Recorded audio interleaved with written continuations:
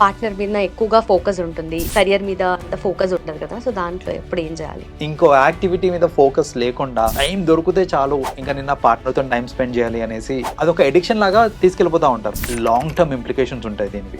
ఈ టైంకి నిన్న గర్ల్ ఫ్రెండ్ తోని టైం స్పెండ్ చేస్తే అది ఆనందంగా ఉంటుంది, లేకపోతే I'll be happy doing that అనేసి అంతవరకే ఆలోచిస్తారే తప్ప ఈ అమ్మాయిని నేను పెళ్లి చేసుకోవాలంటే వాళ్ళ ఇంట్లో కూడా కన్విన్స్ చేయాలి, దానికి నేనేం చేయాలి అనే థాట్ ప్రాసెస్ ఉండదు. బ్రేకప్ అవ్వగానే నా జీవితం ఇక్కడికి అయిపోయింది అని అనుకుంటారు చూడండి, that is a wrong notion.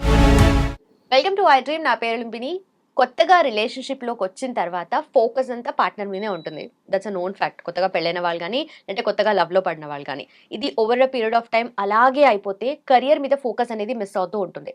ఆ టైంలో ఏం చేయాలి? Let's discuss. ఈ రోజు మనతో పాటున్నారు life coach and family counsellor Ram Mettu గారు. Let's talk to him. Hello sir. Hi అండి. సో చాలా మంది యంగ్స్టర్స్, ఇన్ఫాక్ట్ మొత్తం అందరూ లవ్ మ్యారేజెస్ చేసుకుంటున్నారు ఆల్మోస్ట్ అంతా. అగైన్ మళ్ళీ కొత్తగా పెళ్ళైన వాళ్ళు కూడా ఆ పార్ట్నర్ మీద ఎక్కువగా ఫోకస్ ఉంటుంది, which is a good thing and good sign also. But అది లాంగ్ టైం పాటు వెళ్తే కనుక యూనో కెరియర్ మీద అంత ఫోకస్ ఉండదు కదా, సో దాంట్లో ఎప్పుడు ఏం చేయాలి? చాలా మంది చేసే మిస్టేక్ అండి ఇది, especially younger generation. Just out of college ఉన్నవాళ్ళు లేదా కాలేజ్లో ఉన్నప్పుడు రిలేషన్షిప్స్ ఏదైతే ఫామ్ అవుతుందో ఆ టైంలో ఏంటంటే, కాలేజ్లో ఉన్నప్పుడు మీ కాలేజ్ టైం పక్కన పెట్టేస్తే మిగతా అంతా it's all free time. So free టైంలో మీరు మీ పార్ట్నర్ తోటి తిరుగుతున్నారు, కలిసి ఉంటున్నారు, టైం స్పెండ్ చేస్తున్నారు, it's all fine. But we should know the limitations. చాలామంది ఏంటంటే ఇంకా ఇదే జీవితము, ఇదే సర్వస్వము, ఇంకో యాక్టివిటీ మీద ఫోకస్ లేకుండా టైం దొరికితే చాలు ఇంకా నిన్న పార్ట్నర్తో టైం స్పెండ్ చేయాలి అనేసి అలా స్పెండ్ చేసి అదొక ఎడిక్షన్ లాగా తీసుకెళ్ళిపోతూ ఉంటారు అనమాట. అలా చేయటం వల్ల ఖచ్చితంగా కెరియర్ మీద ఫోకస్ తగ్గుతుంది అండ్ లాంగ్ టర్మ్ ఇంప్లికేషన్స్ ఉంటాయి దీనివి. ఓకే. సో దీనికి ఒక క్లాసిక్ ఎగ్జాంపుల్ చెప్తాను నేను. నేను కాలేజ్లో ఉన్నప్పుడు మా ఫ్రెండ్ ఒకడు చాలా, అంటే బాయ్ అండ్ గర్ల్ వాళ్ళిద్దరూ చాలా లవ్ చేసుకున్నారు, like they were in deep love. And they had serious plans of marrying each other. వాడు చాలా బాగా చదువుకుంటాడు కూడా. లైక్ సో వాడికి మన క్యాంపస్ ప్లేస్మెంట్స్లో ముంబైలో జాబ్ వచ్చింది, జాబ్ ఆఫర్ ముంబైలో వచ్చింది. కానీ అండ్ ప్యాకేజ్ కూడా చాలా మంచి ప్యాకేజ్ వచ్చింది అబ్బాయికి. క్యాంపస్ ప్లేస్మెంట్లో అంత మంచి ప్యాకేజ్ వచ్చినప్పుడు వాడు దాన్ని తీసుకోకుండా, దాన్ని యాక్సెప్ట్ చేయకుండా, వాడు దాన్ని రిజెక్ట్ చేసి నేను ఇక్కడ హైదరాబాద్లోనే చూసుకుంటా వేరే జాబ్ ఏదన్నా అనేసి అంత మంచి ఆఫర్ని రిజెక్ట్ చేసుకున్నాడు వాడు. మేము అడిగిన మరే ఎందుకు రిజెక్ట్ చేసుకున్నావు, అంత మంచి ఆఫర్, అందరం కొట్టుకుంటున్నాం అట్లాంటి ఆఫర్ రానికి, నీకు వచ్చింది ఎందుకు రిజెక్ట్ చేసుకున్నావురా అంటే, నేను హైదరాబాద్లోనే ఉంటే రోజు కలవచ్చు, నా పిల్లని రోజు కలవచ్చు, ఇప్పుడు నేను ముంబైకి వెళ్ళిపోతే మాకు దూరం అయిపోతాము, రోజు కలిసి టైం స్పెండ్ చేయడం కుదరదు కాబట్టి నేను అది రిజెక్ట్ చేసుకున్నాను అని చెప్పాడు ఆఫర్. సో ఆ ఆఫర్ రిజెక్ట్ చేసుకున్నాడు.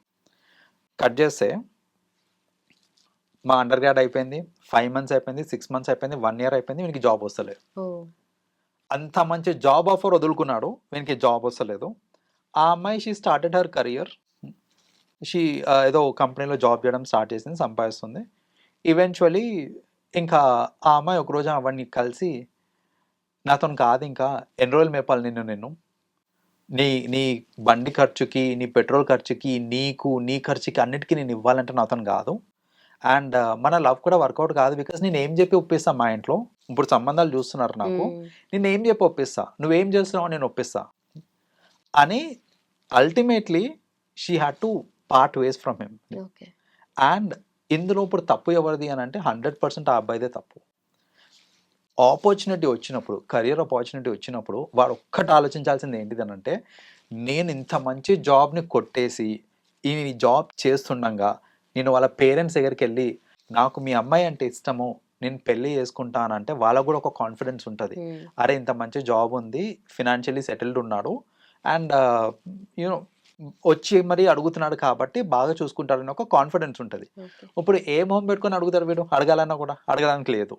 సో బేసిక్గా ఏంటంటే ఇదే తప్పు చాలామంది youngsters in the current generation చేస్తూ ఉంటారు. ఏంటంటే ఫ్యూచర్ ఆలోచించకుండా ఈ టైంకి నిన్న గర్ల్ ఫ్రెండ్తో టైం స్పెండ్ చేస్తే అది ఆనందంగా ఉంటుంది, లేకపోతే I'll be happy doing that అనేసి అంతవరకే ఆలోచిస్తారే తప్ప, నిజంగా నాకు ఈ అమ్మాయి ఇష్టము, ఈ అమ్మాయిని నేను పెళ్లి చేసుకోవాలంటే వాళ్ళ ఇంట్లో వాళ్ళని కూడా కన్విన్స్ చేయాలి, దానికి నేనేం చేయాలి అనే థాట్ ప్రాసెస్ ఉండదు. దానికి తగ్గట్టు కనుక మనం ఇప్పుడు వర్క్ చేసామనుకోండి, life long we will be able to be with our loved ones. Okay. అలా కాకుండా నేను డీవియేట్ అయిపోయి రోజు కలుస్తున్నాం. కొందరు ఏంటంటే ఇంకా జాబ్ ట్రయల్స్ కూడా చేయరండి. నేను చూస్తున్నా కదా, కొందరు యంగ్స్టర్స్ ఏంటంటే ఆఫ్టర్ కాలేజ్ కొందరు ఏంటంటే క్యాంపస్ ఇంటర్వ్యూస్ అనేసి దానికి దీనికని వెళ్తూ ఉంటారు. కొందరు క్యాంపస్ ఇంటర్వ్యూస్ అని పేరు అడ్డు పెట్టుకొని సినిమాలకు వెళ్ళడము, ఓకే. షికారులకు వెళ్ళడం ఇవన్నీ చేస్తూ ఉంటారు. But are you understanding that ఇదంతా టెంపరరీ? ఇప్పుడు నీకు వచ్చే ఆనందం ఏదైతే ఉందో it's going to be temporary. అదే గనక మనం కరెక్ట్ వేలో మన టైంని ఛానలైజ్ చేసి ఎఫర్ట్స్ని ఛానలైజ్ చేసామనంటే లైఫ్లో సెటిల్మెంట్ వస్తుంది. అండ్ సెటిల్మెంట్ వచ్చిందని అంటే పిల్లని ఇవ్వకుండా ఎవరు ఉంటారండి? ఏ తండ్రి అన్నా సరే వాళ్ళకి కావాల్సింది అదే కదా, మంచిగా చూసుకునే అబ్బాయే కావాలని అనుకుంటారు. వాళ్ళిద్దరూ ఆల్రెడీ తెలుసు, ఇష్టపడ్డారు, ప్లస్ అబ్బాయి ప్రొఫైల్ కూడా బాగుంది అని అంటే ఎవరన్నా ఒప్పుకుంటారు. So start channelising your effort towards building your profile. నీ ప్రొఫైల్ని నువ్వు బాగా చేయడానికి ట్రై చేసావు అని అంటే అల్టిమేట్లీ సక్సెస్ అనేది వస్తుంది మనకి. ఆ టైంలో నీకు కుదరట్లేదేమో నీ స్పౌస్ని కలవడము, లేదనంటే నీ నీ పార్ట్నర్ని కలవడం ఆ టైంకి కుదరట్లేదేమో, but that's okay, that's temporary. అది మనం గ్రహించి దానికి తగ్గట్టు కనుక వర్క్ చేసామనంటే we will not have to face consequences. నేను ఇప్పటికీ కూడా ఫీల్ అవుతూ ఉంటాను. మా ఫ్రెండ్ కేసులో వాడు ఆ అమ్మాయి కోసం అనేసి జాబ్ మానుకొని వదులుకొని ఇక్కడే ఉండి అల్టిమేట్లీ ఏమైంది అని అంటే she is happy, but he had suffered కదా. సో ఇలాంటి మిస్టేక్స్ చేయొద్దని నేను మోస్ట్ ఆఫ్ ది యంగ్స్టర్స్కి అదే సజెషన్ చేస్తూ ఉంటానండి. తర్వాత ఏం చేశాడు అతను? So see ultimately it's all about time. ఇది కూడా ఒక లెసన్ చెప్పాలంటే ఈ అబ్బాయి ఏంటంటే he suffered for a while అండి. He suffered for a while but he moved on. So he realised నేను చేసిన మిస్టేక్ ఏంటిది అని అతను రియలైజ్ అయ్యి he moved on, he focused on his career. Ultimately now he is well settled and he is married and also having kids. He is very happy in his life. అయితే ఇందులో నుంచి ఇంకొకరు నేర్చుకోవాల్సింది ఏంటిది అని అంటే, బ్రేకప్ అవ్వగానే నా జీవితం ఇక్కడికి అయిపోయింది అని అనుకుంటారు చూడండి, that is a wrong notion. చాలా మంది యంగ్స్టర్స్ అదే ఫేస్లో ఉంటారనమాట. ఏంటంటే అరే నా పిల్ల నన్ను వదిలేసింది, అరే వాడు నన్ను వదిలేశాడు, ఇంకా నాకు జీవితం ఏం లేదు, నాకు ఇంకా ఎవ్వరు దిక్కులేదు, నేను చచ్చిపోతా అనేసి ఇలాంటి పిచ్చి పిచ్చి డిసిషన్స్ తీసుకుంటారు చూడండి.